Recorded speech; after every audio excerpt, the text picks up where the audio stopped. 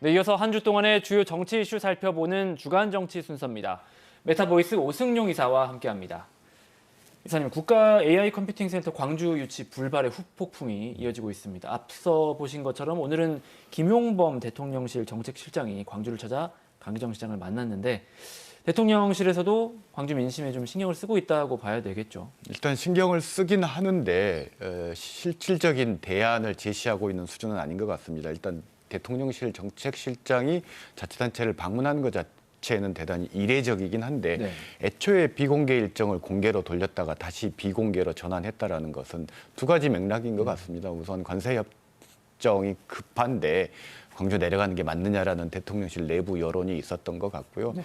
광주가 요구하는 수준의 답을 가져오지 못했다라는 현실적인 이유가 더 큰 것 같습니다. 네.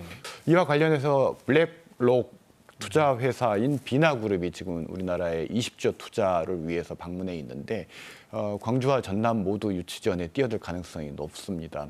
이번 국가 AI 컴퓨팅 센터 유치전에 광주가 실패했는데 대안으로서 비나그룹의 20조 규모의 재생에너지 AI 데이터 센터 투자 광주가 유치에 도전해 보는 것도 이렇게 대안일 것 같고, 광주가 AI 생태계에서 앞장서서 추진해 왔던 창업 인프라라든지 경험, 교육 인재를 바탕으로 해서 거점 정주 독시 역할을 하고, 전남이 재생에너지와 냉각수, 저렴한 토지 등이 입지 장점이 있는 만큼 서로 상생하고 협력해서 시너지를 낼 수 있는 가능성은 매우 크다고 봅니다. 그것과 별개로 광주의 유치가 실패했다, 이 사실이 지방선거에 미치는 파급 효과도 있어 보이는데 어떻습니까? 굉장히 큰 효과를 미칠 수 있을 것 같은데요. 우선 내년 지선을 앞두고 성과를 창출할 수 있는 지도자를 호남 지역민들이 갈망하고 있는 측면들이 커지고 있는 것 같습니다. 그래서 현재의 경쟁 구도가 의미가 없고 새롭게 재편될 가능성이 있다. 특히나 새로운 후보가 출연할 가능성이 높다라는 이야기들이 많이 나오고 있는데, 네.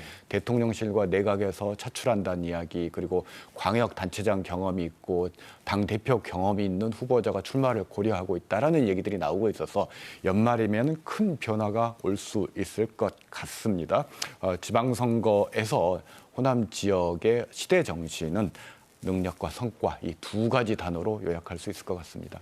알겠습니다. 한편 지역 정가는 민주당의 지방선거 공천 룰에도 촉각을 곤두세우고 있습니다.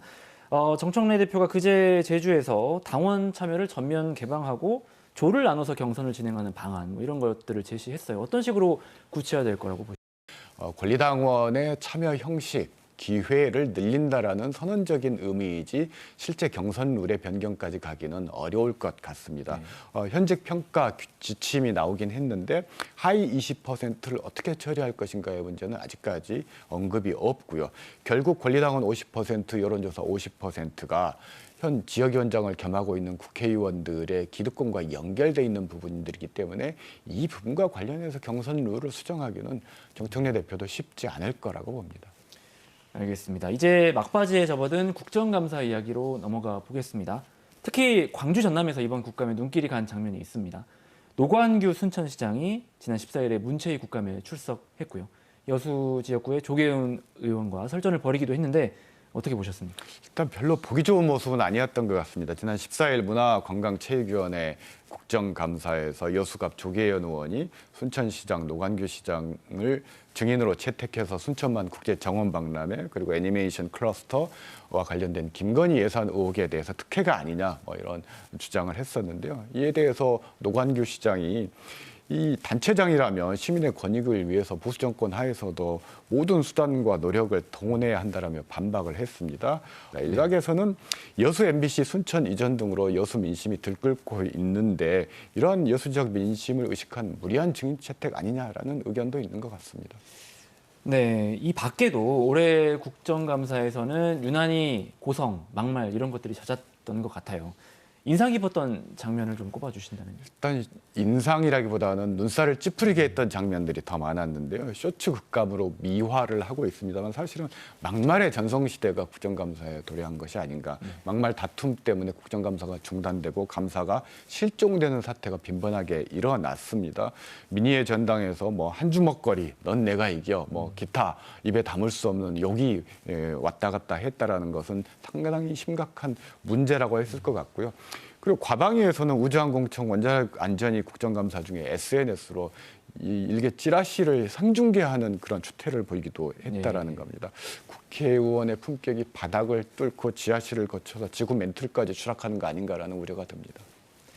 네, 정부 부동산 대책도 파장이 큰데 이 부분도 좀 짚어보겠습니다. 민주당이 장동혁 대표의 다주택 문제로 역공을 하기는 하고 있지만 아무래도 정부와 여당 입장에서는 좀 설화가 잇따르는 데다 서울 집값이 치솟고 또 잡히지 않아서 우려가 큰데 그럼 어떻게 전망하십니까? 일단 장동혁 대표 논란은 부동산 정책 관련해서 이재명 정부가 지금 딱히 대안을 내놓고 있지 못한 상황에서 여론이 악화되는 것에 대응하기 위한 물타기용 공격이라고 봐야 될 것 같고요. 그리고 M1 전세를 3+3+3과 같이 하면 누가 전세를 넣겠습니까? 결국은 전세 물량이 다 사라지게 됨으로써 그 피해는 서민들에게 가게 되는데 이런 어떤 반서민적이라고 할 수 있는 엉뚱한 정책들은 좀 지양해야 될 것 같습니다. 안 그런다면 내년 지방선거 수도권에서 민주당이 큰 곤란한 상황에 직면할 수 있다고 봅니다. 네, 끝으로 이번 주 주목할 만한 오승용의 원픽 어떤 내용 준비해 주셨습니까? 외교가 밥이다입니다.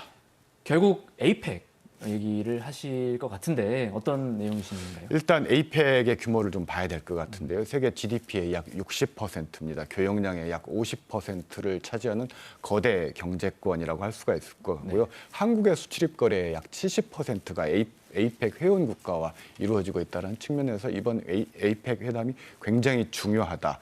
특히나 한국 입장에서는 아세안이라든지 중남미, 오세아니아 등의 신흥시장을 대상으로 한국의 신시장 개척이라든지 그리고 개발 협력, K기술 인프라 수출을 위한 중요한 기회라고 할 수 있을 것 같습니다. 한국에게는 외교가 곧 밥이고 종교라고 할 수 있습니다. 가시적인 성과를 최대한 내도록 당국의 노력이 필요해 보입니다. 지금까지 주간정치 메타보이스 오승용 이사와 함께했습니다. 오늘 말씀 고맙습니다.